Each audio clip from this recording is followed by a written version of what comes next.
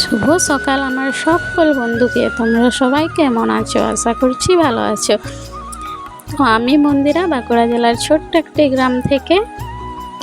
আমার ভিডিওগুলি সম্পূর্ণ দেখো এবং আমার পাশে থেকো। তো দেখো, সকাল প্রায় 5:30টার মতো সময় উঠেছি। তো এখনও কাজ শেষ করতে পারিনি, কারণ সকালেই তোমাদের দাদাভাই কাজে যায়। মানে ভোরের সময় আমাকে খাবার তৈরি করে দিতে হয়। তো সেই জন্য খাবার তৈরি করে তারপরে আমি ঘরের কাজ করি।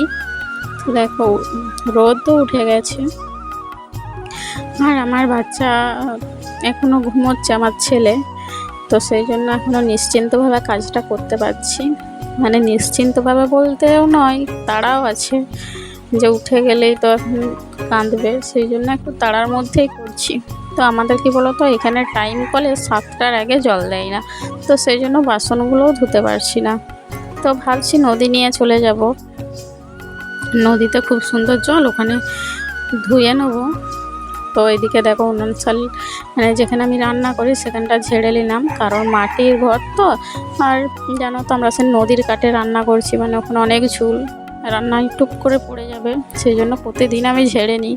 আর এদিকে দেখো, গোবর জল প্রায় সব উঠোনেই দিই, প্রতিদিন উঠে এই কাজটা আমি করি। গোবর জল গুলে তারপরে গোটা উঠোন ছিটিয়ে দিই, কারণ এটা দিলে নাকি শুদ্ধ হয়।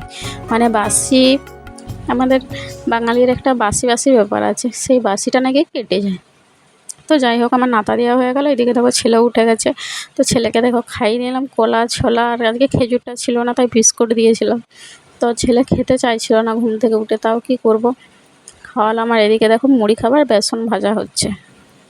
তো বেসন ভাজা হয়ে যাওয়ার পর প্রায় খাওয়া দাওয়া রান্না বান্না সব হয়ে গেল। চলে এলাম তোমাদের সাথে দুপুরে দেখো, এইদিকে আমি এই যে পর্দাটা করেছি কেমন লাগছে রান্নাঘরের, আর সব কিছু গুছিয়ে নিলাম। দেখলে তো, একদিকে আমার ছেলে ফেলে দিচ্ছে আর একদিকে আমি গোছ করে রাখছি।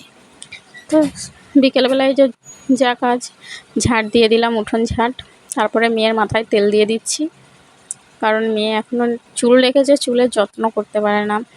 সম্পূর্ণ দায়িত্বটা আমার উপর থাকে। আর আমি নিজের যত্ন না করলেও আমার দুটো বাচ্চার যত্ন কিন্তু আমি সবসময় রাখি।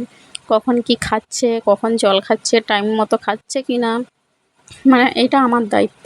তো যাই হোক, সবসময় একটা সন্তান কিন্তু তার মায়ের উপরেই ভরসা করে, কারণ তার মা ছাড়া তাদেরকে বেশি কেউ ভালোবাসা দিতে পারবে না। তো দেখো, তোমাদের সাথে কথা বলতে বলতে এই যে আজকে তিল ছাড়িয়ে এনেছিল, তো সেগুলোই ধুয়ে শুকো দিয়েছিলাম, তরকারি রান্না সব হবে।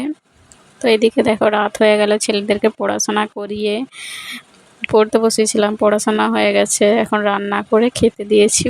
তো আজকের ভিডিওটি আমি এখানেই শেষ করছি। সবাই ভালো থেকো।